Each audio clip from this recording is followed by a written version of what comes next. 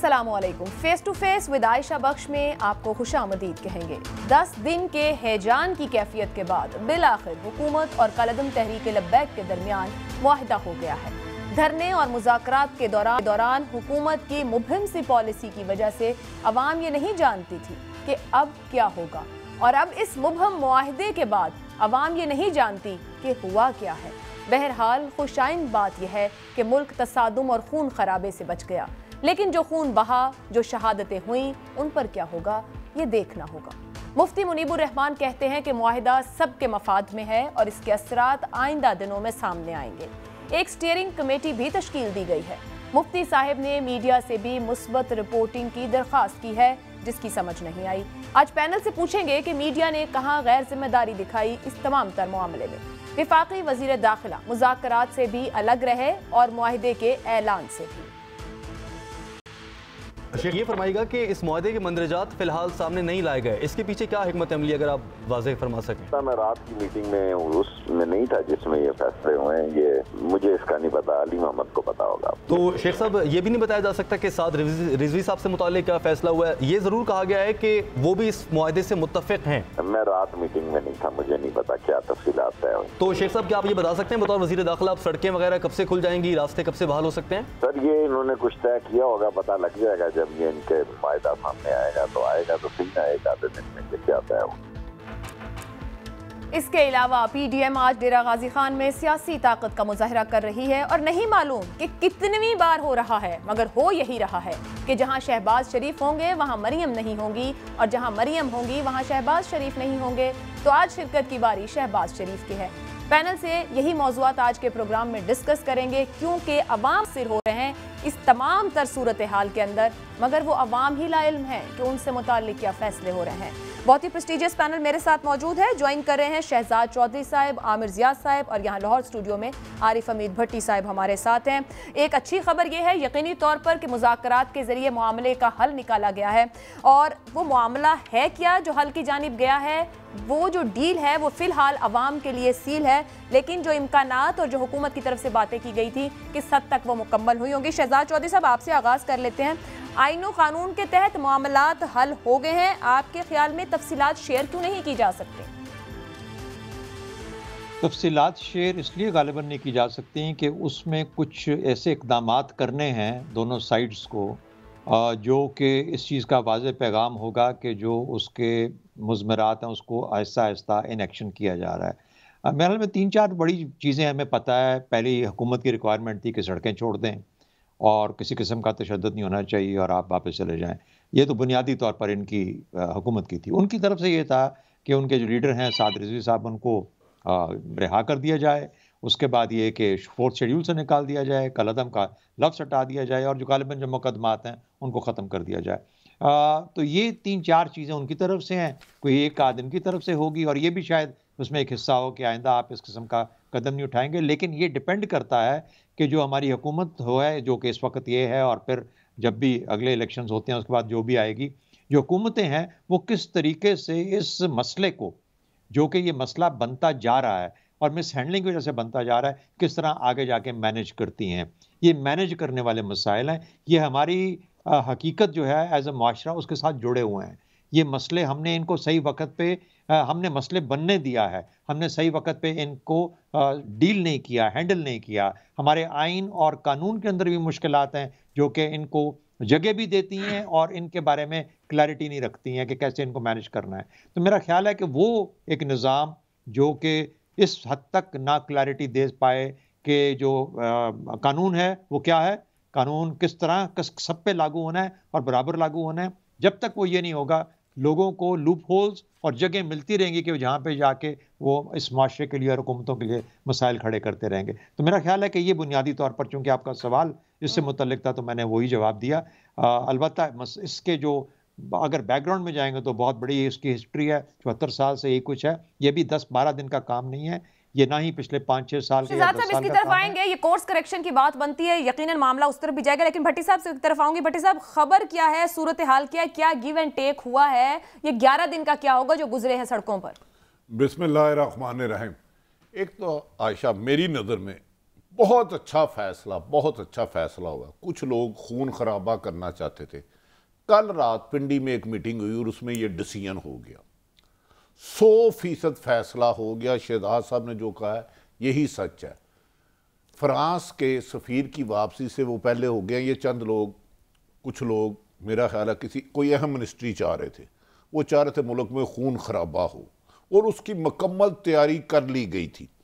एक आर्गूमेंट में ये भी हुआ कि आप इधर चुनाव में क्यों नहीं रोकते, जबकि हमारे 2014 में धरने में भी तो उधर अफवाह आई थी। तो उधर जवाब ये दिया गया, जनाब उधर आपको डी चौक से नहीं उठाया गया था, सिर्फ अहम बिल्डिंगों की तरफ फौज थी, is like supreme court PM house. तो मेरे ख्याल में एक बहुत बड़ा खून खराबा होना था जिसकी लोग हिकमत अमली बना चुके थे। एक नहायत ताकत की बजाय मज़ाकरात के ज़रिए इसको हल करना, ये इस पाकिस्तान के लिए हक में भी है, सियासत के भी हक में है। लेकिन अदब एहतराम से आपके सियासतदान इसमें फेल हो गया। मुआहिदा में साइन किसने किए ये मुझे नहीं पता, लेकिन मामला किसने हल कराया ये मुल्क के लिए बेहतर है। अफगानिस्तान के साथ जो सूरत हाल है, हम मुल्क में कत्लो गारत बर्दाश्त नहीं कर सकते। साहब आपने बड़ी सेंसिटिव बात 2 बार कर दी कि कुछ लोग खून खराबा चाहते थे, फिर आपने वजारतों की ख्वाहिश की भी बात की है। वजारतों की ख्वाहिश तो हर एक की है ना, आपकी भी होगी, मेरी भी होगी। नहीं सर, मेरी बिल्कुल नहीं है। सबकी होगी। नहीं सर, मेरी नहीं है, मुझे निकाल दें। यार मेरी होगी ना, आप आ जाएंगे तो चलो मेरा कोई फायदा नहीं। तो ये आपने किसकी दर बात की है सर? यहाँ पर 11 दिन, अच्छा 11 दिन की हैंडलिंग का फिर क्या, जो सड़कों पर मामला पंजाब हुकूमत नाअहल है, वो 5 बंदों को भी हैंडल नहीं कर सकती। देखे ना, इसमें लाहौर से धरना चला, लाहौर में 2-3 दिन रहा, गुजरांवाला रहा, शेखुपुरा रहा, फैसला कहाँ हो रहा है? पिंडी और इस्लामाबाद। इनमें तो इतनी कैपेबिलिटी है ही नहीं। इन बेचारों को आपने, जो साइकिल सही तरीके से नहीं चला सकता था, आपने उसको चलाने के लिए जहाज दे दिया। 12 करोड़ आवाम पंजाब की दे दी है। आप बस ये ठीक है, ये जिद है, आप हाक में वक़्त है, आप जंगल के बादशाह हैं। आमिर रियाज साहब मुझे कहें आप बन जा वज़ीर आला, तो मैं भी बन जाऊंगा। ये आपने जो हुकूमत लेना इशू नहीं होता, हुकूमत करना, ये जो कहते हैं ना, रिट कमजोर हुई, रिट कमजोर हुई। उन्हें कहें रिट वो कमजोर होती है जब कानून पे इंप्लीमेंट ना हो। आप खुद लेके जाए, नून लीग खुद लॉन्ग मार्च कर चुकी, पीपल्स पार्टी कर चुकी, पीटीआई कर चुकी, वुकला से मान कर चुके। उस वक्त रिट नहीं थी।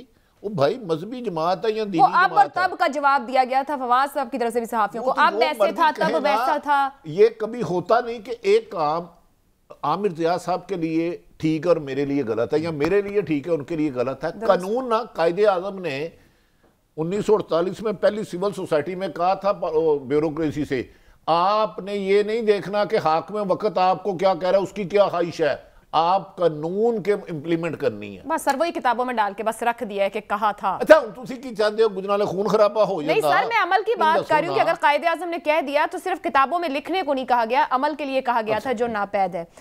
आमिर जिया साहब, ये जो भट्टी साहब ने जिद वाली बात यहाँ पे कर दी, ये सबको पता है कि मामलात आखिर मुज़ाकरात के जरिए हल होने, ये हुकूमत को भी पता था, ये इमरान खान साहब को भी पता था। ये 11 दिन जो सड़कों पर गुजरे और आखिर मामला मुज़ाकरात से हल हुआ है, हुकूमत ने हल निकाला है। पहली बात तो ये कि ये जो भट्टी साहब फरमा रहे हैं कि खूनरेजी का खतरा था, वो बिल्कुल था। और हमारे यहाँ बाज जो मैं समझता हूँ कि जिनकी इतनी सियासी तौर पे बालिगुल नज़र लोग नहीं थे, कोता नज़र थे, उनकी ख्वाहिश थी कि भाई लश्कर कशी हो जाए। और उस लश्कर कशी के ख्वाहिशमंद आपको कुछ सिविल सोसाइटी में भी लोग नजर आएंगे, वो आपको मीडिया में भी नजर आएंगे, जो समझते हैं कि अगर मतलब है कहीं मुजाहरा हो रहा हो तो उसका रियासत की रेट इसी तरह कायम हो सकती है कि उसके कहते हैं ना लंगर लंगोट कस के आप डंडे बरदार बंदूक बरदार लोग आए और मुंतशिर कर दें।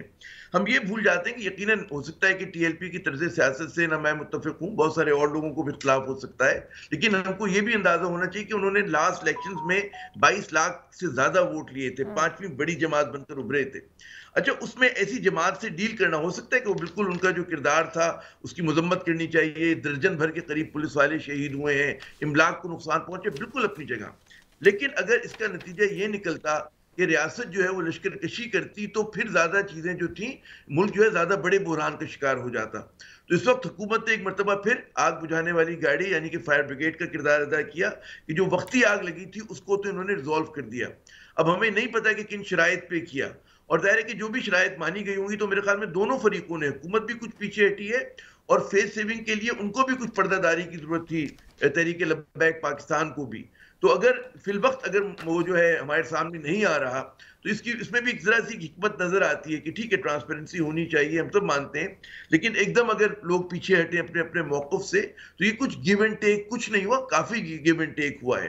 ये बात मैं बिल्कुल तायद करूंगा कि हमारी हुकूमत सिविलियन लीडरशिप जो है वो हमेशा जो है वो देर कर देती है। वो कहते हैं ना किसी एक जब बर वक्त इक़दाम करने में, कि जब आपको पता था कि इनका इरादा है मुजाहरा करने का, इनका इरादा है धरना देने का, तो सब हमारी इतलात हैं कि जी कुछ शुरू भी हुई थी गुफ्तगू, फिर एकदम यकलत खत्म कर दी गई और ये महसूस हुआ कि जो हार्ड लाइनर है हुकूमत के, उन्होंने कहा कि जी जरूरत नहीं है इस चीज की। जब वो मैदान अमल में आ गए तब भी आप देखें कि मुतजाद जो है वो बयानात दिए जाते रहे। आमिर ज़िया साहब, कतई कलामी की माजरत चाहूंगी सर, ऊपर शहजाद साहब ने बात की कि जो मुआहदा हो गया, आने वाली हुकूमतें मिस हैंडलिंग और मैनेजमेंट की बात हुई। सवाल आपसे ये है, ये जो आप अभी गुफ्तगू कर रहे हैं हुकूमत के अंदर से भी जो पॉइंट ऑफ व्यू है, यही हुकूमत इससे पहले भी 2 मुआहदे कर चुकी है, गुज़िश्ता साल नवंबर में और इस साल अप्रैल में। सर ना तो मतलब हुकूमत वही है, लोग वही हैं, इनसे बातचीत इन्होंने की, पहले भी 2 बार की और अभी के फिर मैं वही बात कहूंगी, जो 11 दिन सड़कों पर हालात पंजाब में रहे। सर कंफ्यूजन कहाँ है हुकूमत को? क्या हुकूमत का पॉइंट ऑफ व्यू ऊपर रहा इस पूरे तय में? और अगर यही सब कुछ होना था तो हुकूमत अंडरस्टैंड क्यों नहीं कर पाई, रीड क्यों नहीं कर पाई? तमाम इदारे हुकूमत के साथ खड़े हैं, तमाम एजेंसी साथ खड़ी हैं, सारी इंफॉर्मेशन मौजूद है, तो फिर ये कैसे हो गया सब कुछ? नहीं, ये बात तो बिल्कुल हमें वाज़ेह होनी चाहिए कि हुकूमत ने, एक तो वो बात हुई है कि जी मिस हैंडल किया, जो मैंने लफ्ज इस्तेमाल किया कि जी एक बार फिर फायर ब्रिगेड का काम दिया। बात ये होती है कि आपको एक परमानेंट सोल्यूशन की तरफ जाना होता है कि दोबारा वो चीज जो हम एक गलती कर चुके माजी में, हमने एक सिचुएशन देखी है, वो दोबारा नमूदार ना हो, कोई नई सिचुएशन हो तो चले काबिल माफी है। हम ये देख रहे हैं कि टीएलपी का बार बार इसी तरह के मुआहदे होते हैं और उसके नतीजे में मुजाहरा होता है, फिर एक मतलब है कुछ अरसे के बाद दोबारा लौट कर ये लोग आ जाते हैं। इसका मतलब है कि वो जो मुआहदे हो रहे हैं उनमें कोई सुकम है, उसमें कोई कमजोरी है, और जब तक वो कमजोरी दूर नहीं होगी, यानी कि हुकूमत अगर कुछ कमिटमेंट्स करती है तो उसका दिल नहीं उन कमिटमेंट्स को पूरा करने के लिए, अगर टीएलपी पीछे हटती तो वो भी पूरी तरह दिल से और दिमाग से हार मान कर यह बात को समझ के पीछे नहीं हटती। तो एक मरतबा फिर मैं समझता हूँ कि टेम्परेरी सोल्यूशन हुआ है और उसके नतीजे में अगर उसको, जैसे कि मुफ्ती मुनीब का बयान आपने सुनवाया कि जी अब वो कलदम नहीं रहेगी, तो एक बहुत बड़ी अचीवमेंट है उनकी कि जनाब वो दोबारा से बहाल हो जाएंगे, ठीक है ना। तो अब हुकूमत को ये देखना है कि किस तरह उनके ऊपर, अगर वो कलदम नहीं है और वो मेन स्ट्रीम पोलिटिकल पार्टी है, तो टीएलपी की क़यादत की भी जिम्मेदारी है कि as a mainstream political party जिम्मेदारी से वो बिहेव करे, और उसके साथ साथ आप ये भी देखें कि हुकूमत भी फिर इस चीज को किस तरह इंश्योर करती है। मुझे जो आपकी अभी जो साउंड बाइट्स आपने सुनाए उसमें जैसे शेख रशीद साहब की जो गुफ्तगू थी उससे लग रहा था कि जख्म खुर्दा हैं, उनको कुछ जरा सा मतलब है कहते हैं उनके एतमाद को ठेस पहुंची, या उनको जो तवक्कुआत थी, जो वो बात करना चाह रहे थे वो मानी नहीं गई है, जो वो बार बार कह रहे थे। जी मतलब सारी गुफ्तगू में वो अनजान बन रहे थे या वाकई ला इल्म है, ये निकल रहा था उसमें?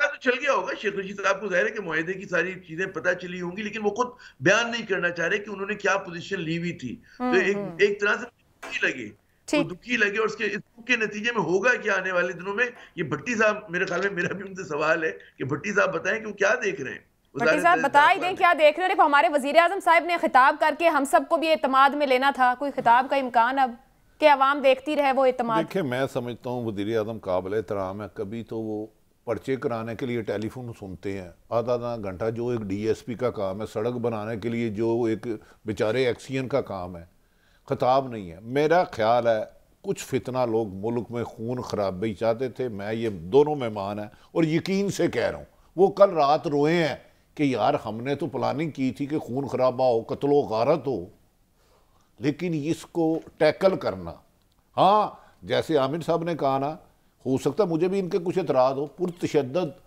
एहतजाज की तो इजाज़त ही नहीं, वो तो है ही क्राइम, वो कोई भी करे, चाहे सियासी जमात करे, मजहबी जमात करे, कोई एनजीओ करे, उसकी तो कानून इजाज़त ही नहीं लेता। लेकिन इन नाहलों ने अगर 4-3 पहले मुतालबात किए थे, उन्हें पूरे कर देते, आज स्टेज ही ना आती। हुकूमत एक इंतज़ामिया होती है, मुज़ाकरत करके एंगेज करते हैं, उस पर सड़क पर नहीं आने दिया। मेरी ज़िंदगी का तजर्बा है, जब 10-15 हज़ार लोग आ गए, उन्हें ताकत से नहीं ख़त्म किया जा सकता। अगर इमरान खान ने 126 दिन रोड ब्लॉक किया, हमें आयतें सुनाते हैं कि नबी पाक सल्लल्लाहु अलैहि वसल्लम ने कहा कि रास्ता ना रोको 126 दिन, लेकिन उस वक्त भी बात टेबल टॉक पे हुई।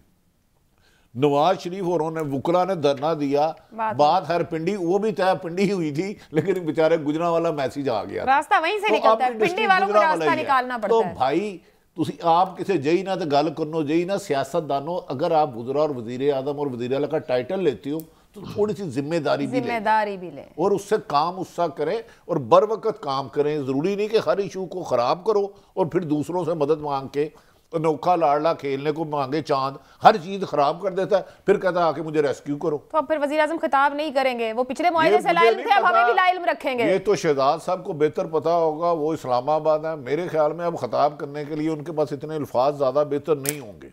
शहजाद साहब, पहले तो फैसल वाउडा साहब ने कह दिया था कि वज़ीर आज़म लाइल्म है, अब की बार तो हम सब भी लाइल्म होने वाले हैं। आपके ख्याल में कि जो मुआहदा हो गया है, जो आमिर साहब कह रहे हैं कि परमानेंट सोल्यूशन नहीं आर्जी हल है, तो माजी दोहरा रहे हैं फिर हम सब मिलकर?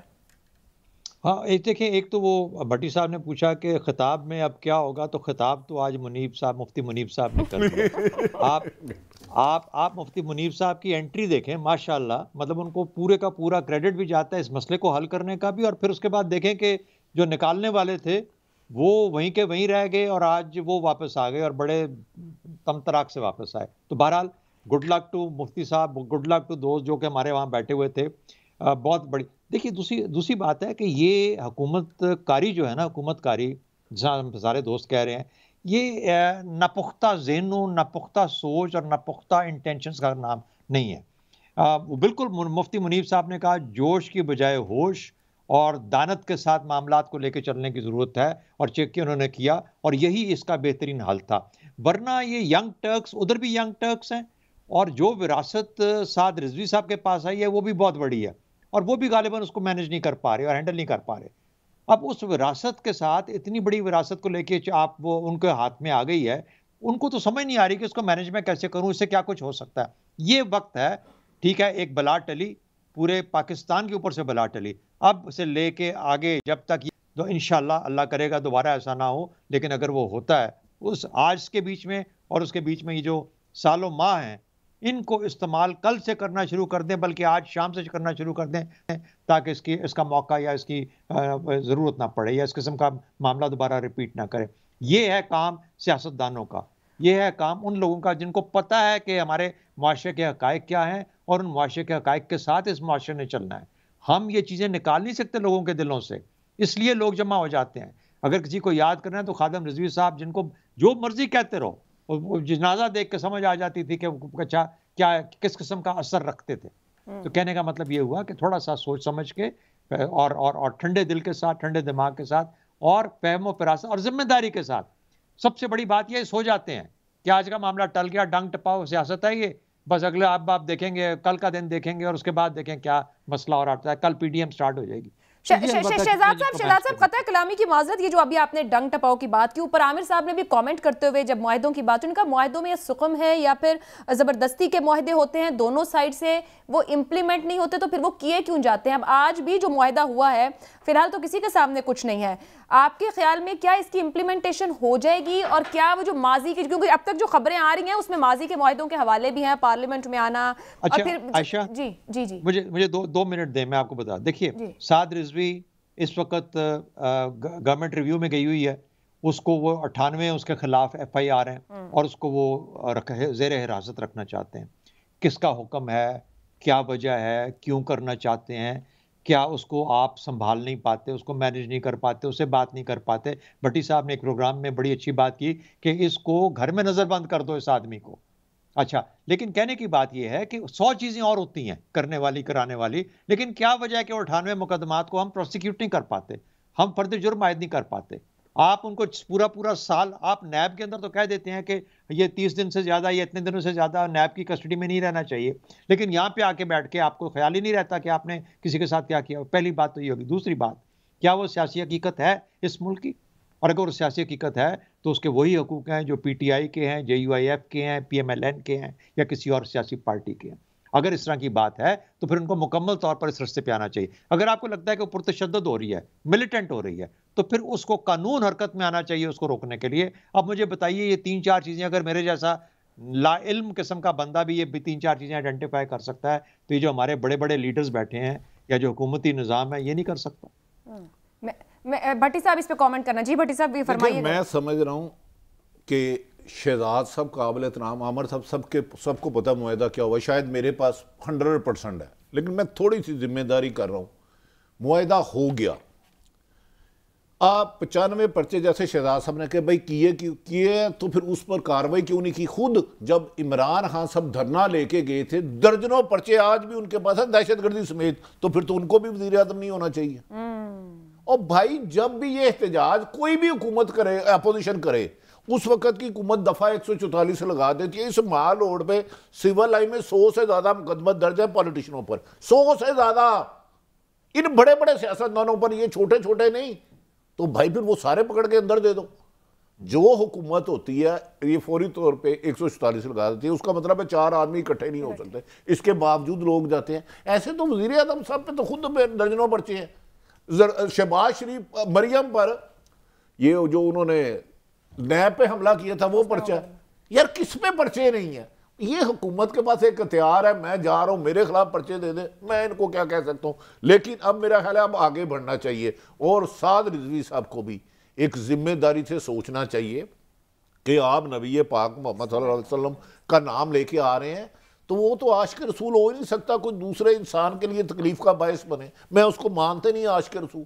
आशिक रसूल तो आया ही दुनिया में इंसानियत की खिदमत करने के लिए है। अब देखें, वो एक सियासी जमात है, हकीकत है। अगर इनके एक वजीर की कोई अना है, जिद है, तो वो जिद के तो नहीं चलेगी। अगर वो कलंदम करार दिया तो आप सुप्रीम कोर्ट चले जाए, जाके इलेक्शन कमीशन से, आज भी वो रजिस्टर्ड है, आज भी वो रजिस्टर्ड है, बिल्कुल ऐसे, आज भी उनके एमपीए हैं। तो खुदारा जिद की बजाय हिकमत अमली और दानिशमंदी से आए। इस मुल्क में बहुत ज्यादा मसाइल है, नॉन इशू को बार यहाँ पे आप सबने गुफ्तगू की। मैं आमिर साहब की तरफ जा, भट्टी साहब, ये जिद और अना की जो बात हो रही है, ये तो हुकूमत की साइड पर फिर बात जा रही है, वहां से जो गुजरा के बयानात बेहतर जानते हैं। अच्छा, मैंने जो इन्फॉर्मेशन थी, जिद और अना की जंग है, सबरी भी जिद और अना की जंग थी, और इस सुलह का क्रेडिट आर्मी चीफ कमर जवेद बाजवा साहब को जाता है। अगर ज्यादा बात की तो मैं पूरे का पूरा जो एग्रीमेंट हुआ वो भी दिखा दूंगा। अब मुझे ज्यादा पंप ना करे। आमिर साहब मुस्कुरा रहे हैं। आमिर साहब, ये जिद और अना की जंग है सर। एक आज मुफ्ती मुनीब साहब ने एक स्टेटमेंट दिया निकलते हुए, उन्होंने कहा कि जल्द कलदम टीएलपी फाल और सियासी जमात के तौर पर होगी, आप इसे देखेंगे। हुकूमत अभी चंद दिन कुछ और कहती रही है। सर, ये क्या इंटेंशनली ऐसे बयानात दिए जाते रहे मामला खराब करने को? और अगर वो बयानात आईन और कानून के मुताबिक थे तो फिर हुकूमत को अपने पॉइंट के साथ स्टैंड करना चाहिए था। अब हुकूमत इज नोबडी राइट नाउ। देखिए, लग ये रहा है कि जो वज़रा बहुत आगे थे और जो चाहते थे कि एक बड़ी हार्ड लाइन ली जाए, उनको बड़ा एक कहते हैं ना कि उनको बहुत एक तरह की वो शर्मिंदगी का एक फील कर रहे होंगे ना। दे हैव लॉस्ट फेस कि जी हम लोग तो इतना आगे बढ़ के बात कर रहे थे, फवाद चौधरी उसमें हो गए, सबसे आगे वो थे, और उसको एक मखसूस हल्का जो था बहुत सराहा भी रहा था उनकी गुफ्तगू के, जनाब रियासत की रिट हर सूरत में कायम की जाएगी। तो मेरे ख्याल में एक हम देख सकते हैं, इस बात का इम्कान है कि कुछ आप तब्दीलियां भी देखें प्लेइंग 11 के अंदर इमरान खान साहब की एक मरतबा फिर, क्योंकि जाहिर है कि जो लोग बहुत आगे बढ़कर बात कर रहे थे कि जी हम बहुत इन पे क्रैक डाउन करेंगे और हम बिल्कुल फ्लेक्सिबिलिटी नहीं दिखाएंगे, कोई लचक का मुजाहरा नहीं करेंगे, तो उनको अपने आप को जस्टिफाई करना मुश्किल होगा। लेकिन हमारी सियासत में ये भी होता है कि जनाब लक्कड़ हजम पत्थर हजम, मतलब है ये भी चल जाएगा। और आमिर साहब इस पे सवाल रखने थे। आपने प्लेइंग 11 में तब्दीली की बात की, सवाल मेरे पास था कि दो वज़रा के मुतज़ाद बयानात और फिर पुरस्रार खामोशी। ये फरमा दीजिएगा कि वो जाती बयान तो नहीं दे रहे होंगे, काबीना के फैसले और काबीना में हुई बातें आके कह रहे थे। खामोशी हुई है तो भी उनको उनके बॉस की जानिब से कहा गया होगा कि आप खामोश हो जाएं, जो वो बोले तो भी उनके बॉस यानी प्राइम मिनिस्टर साहब ने कहा होगा कि अब आप बोलें जाके।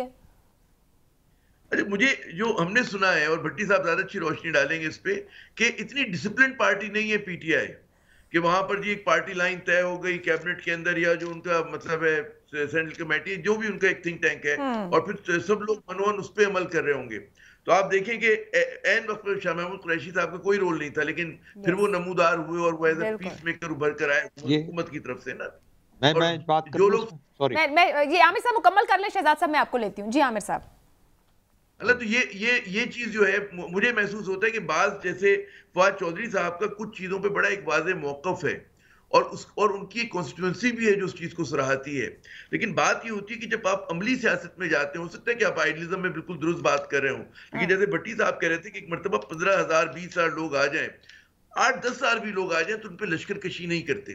फिर आप उनको डिफ्यूज करते हैं कि वो अपने घरों में जाए, लेकिन उसके बाद जो फॉलो अप होना चाहिए कि आइंदा ऐसी सूरत हाल दोबारा ना नमूदार हो, उस पर हम देखते हैं कि वो नहीं होता और हुकूमत जो है वो और चीज़ों में मसरूफ हो जाती है, उसकी तरजीहात बदल जाती हैं।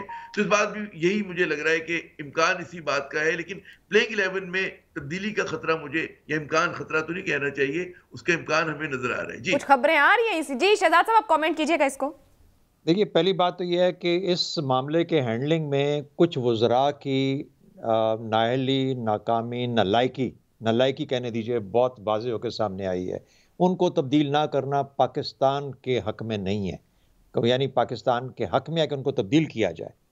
इसलिए बहुत ज़रूरी बात है, बड़ी वाज़ेह तौर पे ये चीज़ सामने आई है। और ये जो इंटरनल प्रॉब्लम्स होती हैं, ये ऐसी नहीं है कि आप इनको मजाक के तौर पे किसी के हाथ में दे दें, ये वो मामला नहीं है, पहली बात। दूसरी बात, देखिए, मैंने एक किसी और जगह पे कहा था, दोबारा रिपीट करता हूँ, वो ये है कि मेरा ख्याल है प्राइम मिनिस्टर को जो उनके कान में एडवाइस दी जा रही थी वो गलत थी, और वो बिल्कुल बात सही किया है कि वो खून की तरफ जा रही थी, खून खराबे की तरफ जा रही थी। और कुछ लोगों का दिल था कि एक इस तरह का यहाँ पे सच जाए सिलसिला जहाँ पर के इस किस्म के रुझानात जो कि किसी भी तौर पे मजहबी जो तस्वर किए जा सकते हैं, उनका एक ही दफ़ा खात्मा कर दिया जाए बदकिस्मती से। ये भी एक दूसरी चीज़ थी। और तीसरी बात यह है कि शाह महमूद कुरैशी जैसा आदमी, मैं ये नहीं कहता कि उनके अंदर खराबियां नहीं हैं, होंगी, हर शख्स में खराबियां होती हैं, लेकिन कम अज़ कम एक संजीदा आदमी है, संजीदा सियासी शख्सियत है। एक संजीदा सियासी शख्सियत को जब आप एक साइड पे रखेंगे और जुवेनाइल यंग टर्क्स के हाथ बैठे आप खिलते रहेंगे और वो आपके कानों में जाके फूंके मार मार के आपको समझाते रहेंगे और बताते रहेंगे, तो फिर यूं होगा कि फिर आपको वापस उन्हीं के पास जाना पड़ेगा जिनको आप असल में दरमियान में देखना नहीं चाहते इस लाइमलाइट के अंदर, लेकिन उनके बगैर आपका काम भी नहीं होता। तो ये चीज़ें खान साहब के सीखने की हैं, इमरान खान साहब के, प्राइम मिनिस्टर साहब के सीखने की हैं कि देखिए कि मैं अपनी जो टीम है, जो मेरे साथी हैं, कहाँ पे किस किस्म का, मुझे कई जगह पे फवाद चौधरी साहब बेहतरीन काम कर सकते हैं। शहजाद साहब, बड़ी इंटरेस्टिंग जगह पर आप लोग गुफ्तगू ले आए। भट्टी साहब, एक ब्रेक लेनी है क्योंकि सवाल बड़ा अहम बन गया। कप्तान कहता है मैं सब जानता हूं, ये लोग प्लेइंग 11 की बात कर रहे हैं कि खान के कान में एडवाइस आखिर कौन देता है, आप बेहतर जानते हैं। इस ब्रेक के बाद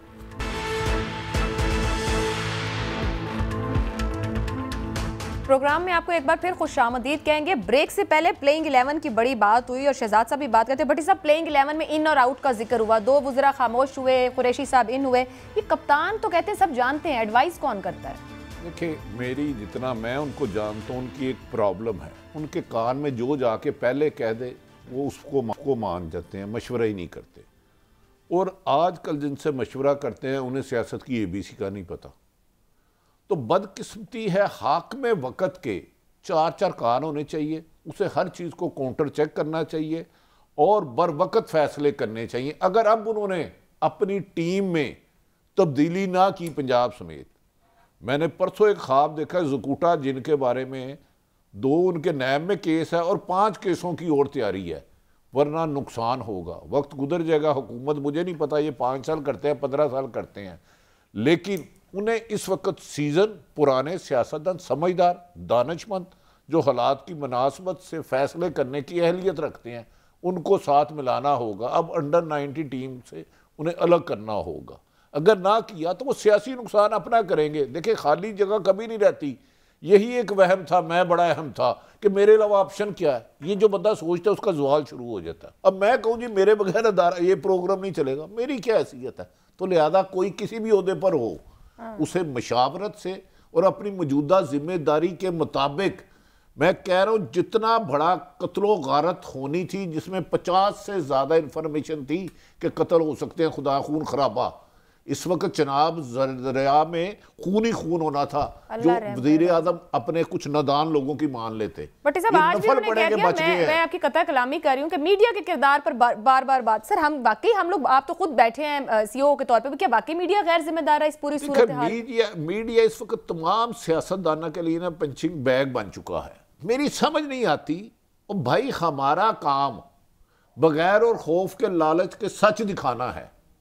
हमने कौन सी ऐसी गलत की, मुझे बताएं ना, कौन सा ऐसा गलत काम किया? एक आधे से किसी से गलत हो गई, फेक न्यूज़ नहीं मुझे चलानी चाहिए। आमर जिया सब कुछ को नहीं, तो फेक बयान देने वाले दगाबाज नहीं है, जो 10 दफा कहते हैं मैं तुम्हारी तकदीर बदल दूंगा, मुझे एक दफा हुकूमत मिले मैं इस मुल्क से गुर्बत खत्म कर दूंगा, महंगाई खत्म कर दूंगा, नाइंसाफी खत्म कर दूंगा, जुल्म खत्म कर दूंगा। इनके फेक बयानात की हिस्ट्री बनाई जाए तो इनके वजन से ज्यादा किताबों का वजन हो जाए। हमें भी जिम्मेदारी देनी चाहिए, हमें ना अखलाकियत से बालना है ना कानून से बालना है, हमें रहना है। लेकिन मैं इसके बावजूद चाह रहा हूं, मुझे यकीन है शहजाद साहब के पास पूरी इन्फॉर्मेशन है, इससे क्या बड़ी जिम्मेदारी है कि सब कुछ जानते हुए भी हम चाह रहे हैं चलो अमन हो गया, एक अच्छी खबर है, वजीर आजम भी नफल पड़े 2 शुक्राने के, लेकिन अपनी टीम ना बदली तो कोई भी बदला जा सकता है। आमिर ज़िया साहब, ये जो फेक बयानात की बात की भट्टी साहब ने, हुकूमती वुज़रा की जानिब से क्या बयान नहीं दिया गया, भारतीय फंडिंग, अस्करियत पसंदी और पता नहीं इस तरह के बयानात जिन्होंने मामले को ज्यादा खराब किया, क्या ये खुद हुकूमत के ऐवानों में बैठे लोग अंदाजा कर पाते हैं या सीख पाते हैं कि उनका दिया गया एक बयान कितना बड़ा मसला खड़ा कर सकता है? बिल्कुल दुरुस्त बात की आपने। बात यह है कि अगर आप गालिब किरदार देखें मीडिया का, तो मैं समझता हूँ कि मजबूत रहा, उन्होंने आग नहीं लगाई इस मामले के ऊपर, एक बड़ी रिस्ट्रेन के साथ रिपोर्टिंग हुई। जो आग लगाने वाली हमारी सहाफत देखें किस चीज़ की होती है, हमारी सहाफत ज़्यादातर बयानात पर चलती है, और वो बयानात ज़ाहिर है कि वो एंकर पर्सन नहीं दे रहा होता, वो सहाफ़ी इतने नहीं दे रहे होते जितने हमारे वुज़रा और हमारे इस खिलाफ के जो हैं पहलवान जो हैं वो दे रहे होते हैं, रहनुमा दे रहे होते हैं। उसी में ये जो आपने मिसालें दी कि जी भारत का एजेंट है, अगर भारत के एजेंट के बाद अब आप उनसे मुआहिदा कर रहे हैं तो आपको अपने गिरबान में झांकना चाहिए। अगर ये वाला केस चला जाए, मतलब है बरतानिया की कोर्ट में अगर TLP ले जाए, तो जिन जिन ने नशर किया होगा तो उन पर भी मेरे ख्याल में हत्या के इज्जत का एक मुकदमा बन जाएगा। तो हमारे यहाँ जुबान के आगे सबके मैदान है और हम घोड़ा जो है दौड़ाए चले जाते हैं। कुछ समझ के ये सियासत में मुखालफत में हम किसी भी हद तक जाने के लिए तैयार हैं। जो म्याना रवि होती है सियासतदानों में भी और मेरे ख्याल में सहाफियों हम सब में होनी चाहिए, वो आपको एकदम नजर नहीं आती है। बहुत ज़्यादा जज्बात की रौ में बहने वाले लोग हैं। तो ये जो मैं नहीं समझता कि इस मामले में TLP के मामले में हो सकता है किसी एक आध उससे आपको शिकायत हो कि फला चैनल ने फला प्रोग्राम ऐसा कर दिया, वो गलती का इम्कान होता है। हाँ, चैलेंजिंग चीज रही थी हमारा सोशल मीडिया, कि सोशल मीडिया के ऊपर जो है वो बहुत ज्यादा फेक न्यूज जो है फैलाई गई, हर तरफ से फैलाई गई, और उसका ज़ाहिर है कि कोई कंट्रोल करने का तरीका नहीं है। लेकिन मेन स्ट्रीम मीडिया मैं नहीं समझता कि इतना गुनाहगार है जितना उसको हमारे वुज़रा जो हैं और हमारे मतलब हिज़्ब इख्तिलाफ के लोग, वो आपने बिल्कुल सही कहा कि जी पंचिंग बैग बना हुआ है, तो उतना हम लोग मेरे ख्याल में जिम्मेदार नहीं है। हम जो भी अक्स हैं वो अपनी सियासत का अक्स, हमारी अगर सियासत इतनी मनफी हो रही है और वहां पर इतनी ज्यादा मेच्योरिटी है, देखिए आप समाज से आगे तो नहीं हो सकते ना। मीडिया जो है इसी मुल्क में इसी सोसाइटी को रिफ्लेक्ट कर रहा है, तो अगर इस सोसाइटी पसंद है, हमारे रहनुमा ऐसे हैं, तो सारे मीडिया उनसे कोई चांद पे तुम नहीं जा सकते। बिल्कुल तो अगर हम कहते हैं अमेरिका का मीडिया बहुत अच्छे है, तो अमेरिका के इंस्टीट्यूशन भी बहुत अच्छे हैं। बिल्कुल, और जिम्मेदाराना बयानात भी, जो आपने बयान की बात की कि हमारे तो मीडिया में बयानात ही हम दिखाते हैं सबसे पहले कि किस वजीर ने क्या कह दिया या हुकूमत की पॉलिसी क्या। शहजाद साहब, जब खबर और हकीकत को छुपाया जाए तो तभी फिर अफवाह साज फैक्ट्रियां काम करती हैं। अगर वुज़रा दुरुस्त सूरत हाल ना लाएं, हुकूमत की जानिब से क्लियर सिचुएशन ना बयान की जाए, हकीकत छुपाई जाए, तो सर तभी तो है कि फिर रूमर्स बनती हैं और फिर जिम्मेदारी और मलबा मीडिया पे डाल दिया जाता है। अब अगर मुआहिदे की कोई बात सामने नहीं, कुछ पता नहीं, तो लोग आरा कायम करेंगे। आयशा, देखिए कि आप तीनों माशाल्लाह सहाफ़ी हैं और बड़े जय्यद हैं अपनी अपनी जगह पे, सब क्रेडिबल सहाफ़ी हैं, और कम से कम मेरा साथ जो आप लोगों के साथ है, मैं जानता हूँ कि कितने जिम्मेदार भी हैं उसके साथ साथ।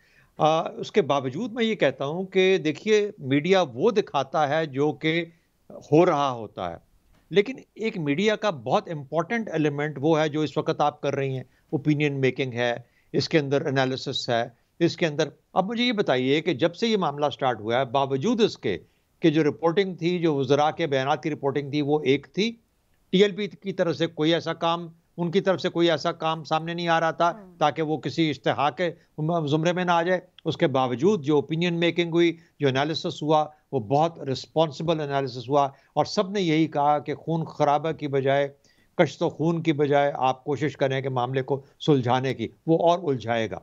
तो अगर ये मीडिया का किरदार, मैं समझता हूँ, और ये वाकई में मेरा पिछले 13-14 साल का आप लोगों के साथ जो ये राब्ता है, उसके अंदर जो मैंने देखा, मीडिया एक बहुत न्यूट्रल, क्रेडिबल और एक सेंसिबल चीज लेके सामने आता है। हर तरह की सोच होती है, लेकिन वो दूसरी बात कहने वाले भी बहुत लोग हैं, लिबरल भी हैं जो कहते हैं कि इसको एक्सेप्ट नहीं करना चाहिए, ऐसे भी लोग हैं जो कहते हैं शुक्र है कि ये हो गया ताकि इससे खून खराबा मुल्क के अंदर और नुकसान नहीं होगा। तो मेरा ख्याल है मीडिया का रोल मेरे हिसाब से, और कोई कदगन लगाए या मैं तो नहीं समझता, हम जो बात कहना चाहते हैं हम करते हैं, कदगन है नहीं होनी चाहिए, अगर हो भी या नहीं भी उसके बावजूद हम वो बात करते हैं जो हमें कहनी होती है, और मेरा ख्याल है कि उसके अंदर से जो नतीजा निकलता है वो हमेशा मुल्क के हक में होता है। मैं अब जब मीडिया के किरदार के साथ साथ ही भट्टी साहब ऑपोजिशन और पार्लियामान का किरदार जब भी क्रिटिकल सिचुएशन हो बड़ा अहम हो जाता है। मामला इतना क्रिटिकल है, एक तो मुआहदे का हिस्सा भी रहा कि आप पार्लियामान में इस पर डिस्कशन करें, उन्होंने कहा पिछले मुआहदे में हम एक्सेप्ट करेंगे।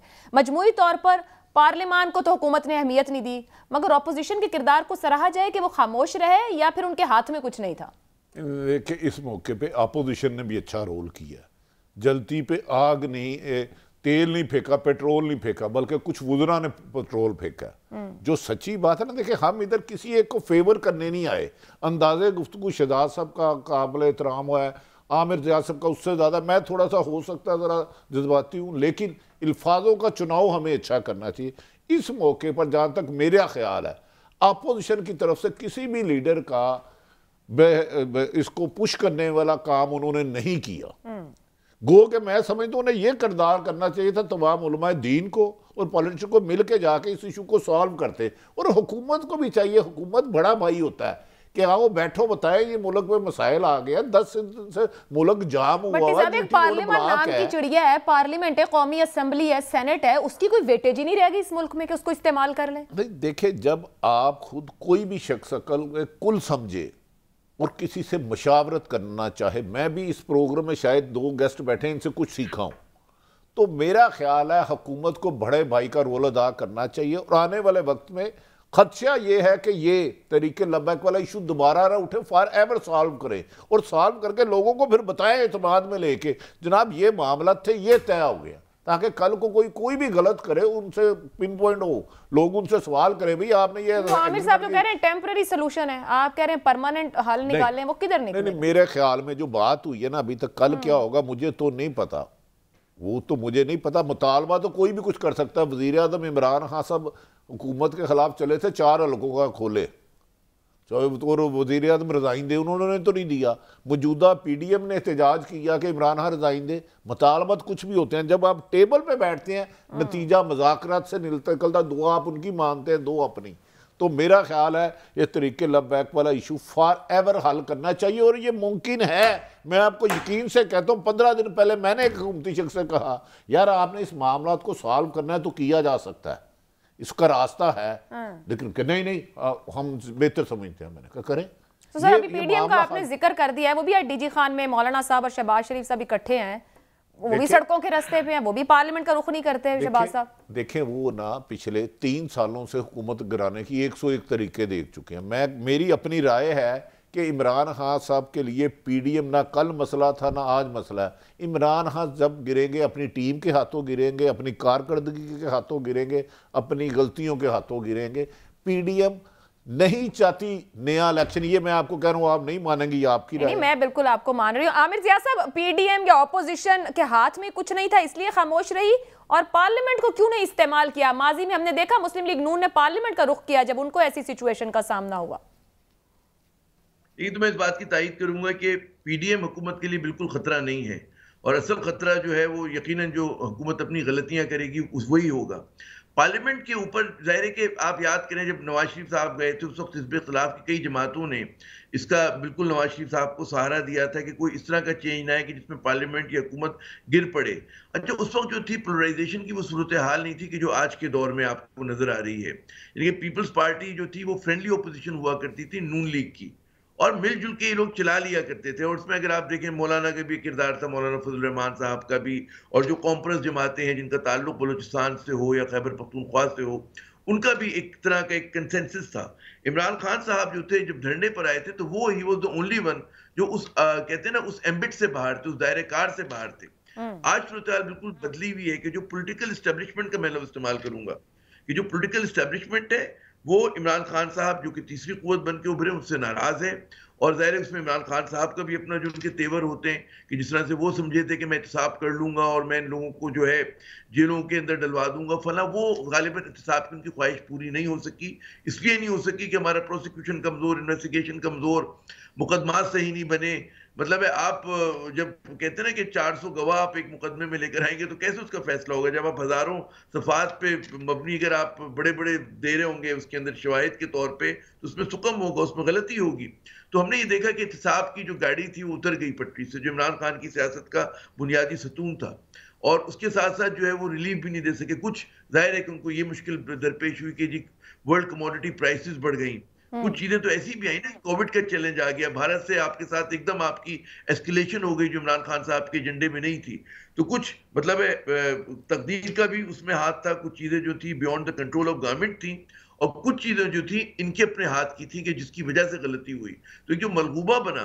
लेकिन एक बात जो इमरान खान साहब के भी मैं कहता हूँ हक में है, क्योंकि हिज़्ब इख्तिलाफ जो पॉलिटिकल एस्टेब्लिशमेंट है इस मुल्क की वो इतनी ज्यादा डिस्क्रेडिट हुई भी है, तो अभी तक इमरान खान के खिलाफ देखें, जब लोग देखते हैं कि जी इनके खिलाफ मुजाहरा कौन कर रहा है, वो लोग कर रहे हैं कि जो खुद अंडरमाइन हुए हैं, जिनकी सियासत, जिनके ऊपर जो डायनेस्टिक पॉलिटिक्स इस मुल्क में कर रहे हैं, जिन पे करप्शन के अरबों रुपए की मनी लॉन्ड्रिंग के मुकदमात हैं, तो लोगों का दिल बैठ जाता है, फिर उनकी समझ में नहीं आता कि वो कहाँ जाए, फिर उनका पूरे निज़ाम से मायूस होते हैं, वो पार्लियामेंट में जो जो कुव्वतें उनसे मायूस होते हैं। तो ये मेरे ख्याल में हमारी सबको सोचना चाहिए कि जनाब कैसे आप ऐसी क़यादत सामने आए, या ये क़यादत अपने आप को इस तरह से रिफॉर्म करे कि अवाम की, जमहूर की तवक्कुआत पर पूरी उतरे। जी आयशा। शहजाद चौधरी साहब, ये तो अब अवाम बेचारी क्या करे और उसका क्या कसूर है? जो भी बात की कि पिछली लीडरशिप डिस्क्रेडिट हुई, अभी जो मौजूद है उनके लिए गवर्नेंस के इशू थे, नई मलगूबा बन गया, कैसे सर मजमूई तौर पर फिर जिम्मेदारी कहाँ अवाम पे फिक्स कर दी जाए इस पूरी सूरत हाल में, या वंस फॉर ऑल हम सब लोग मिलकर हुकूमत, रियासत कोर्स करेक्शन की तरफ जाना चाहते हैं आगे बढ़कर? अच्छा देखिए, रियासत को इसलिए निकाल दें बीच में से कि अगर ये मामला ठीक हो जाए सियासत का, पॉलिटिकल एस्टैब्लिशमेंट का या पॉलिटिकल हमारे प्लेयर्स का, तो रियासत खुद ब खुद अपनी जगह पे जाके बैठ जाती है। जब स्पेस, देखिए ये असल में दो फ्लूइड्स हैं, जब एक तरफ से एक तरह का फ्लूइड है, दूसरा जब ये जोर पकड़ता है तो दूसरा दब जाता है, ये जोर पकड़ता है तो दूसरा दब जाता है। और अगर ये मजबूत रहे जो कि पॉलिटिकल एस्टैब्लिशमेंट है, तो फिर आप देखेंगे कि वो अपनी जगह पे कायम रहेगा। इसका तरीका क्या है? आमिर ज़िया साहब की बातों को मेरे ख्याल में सुनहरी हरूफ में लिखने के बाद इसको दोहराने की जरूरत इसलिए नहीं होनी चाहिए कि सामने लिखा होना चाहिए अगला मरहला क्या है। अगला मरहला ये है कि हमारी सियासत क्या अपना रास्ता दुरुस्त करने के लिए तैयार है? क्या ये सियासत जो है ये अवाम को, इंटरेस्ट को, मफाद को सामने रख के काम करने के लिए तैयार है? क्या ये अपने इंटरेस्ट जो उनके ख़ानदानी हैं, विरासती हैं, फलाना है, जो सियासी हैं, जो इनकी इनकी इनकी इनकम राइज कर जाती हैं, वेल्थ इनका स्टेटस राइज कर जाता है, उसको पीछे छोड़ने के लिए तैयार है? क्या ये जो घपले करते हैं वो ख़त्म करने के लिए तैयार है? क्या ये कानून पे अमल करने के लिए तैयार है? अगर ये कानून पे, सड़कों के कानून पे अमल कर जाए, मिसाल के तौर पे मेरी गाड़ी को धक्का दे के रोके मत, मेरी क्योंकि पीछे से कोई मिनिस्टर आ रहा है या कोई प्राइम मिनिस्टर आ रहा है या कोई और वजीर आ रहा है, तो मैं समझूंगा कि पाकिस्तान में तब्दीली आ गई है। लेकिन ये हो नहीं रहा। खान साहब को अगर इसका नहीं पता तो उनको ये पता होना चाहिए कि अभी भी मुझ जैसे लोगों को और बाकी आम आदमी बेचारा, मैं तो फिर गाड़ी में होता हूँ, जो साइकिलों वाला है वो तो नजर भी नहीं आता। तो ये तब्दीलियां लाने की जरूरत है। अगर हमारा सियासतदान बदलेगा तो इस कौम की किस्मत बदलेगी। और सियासतदानों के बदलने के लिए हमें सियासत में उस तरह के लोग चाहिए जो कि टेक्नोलॉजिस्ट भी हों, जो एकेडमिक्स भी हों, जो सियासतदान भी हों, जो आगे मामले को लेकर चलें और सोच अच्छी रखते हों।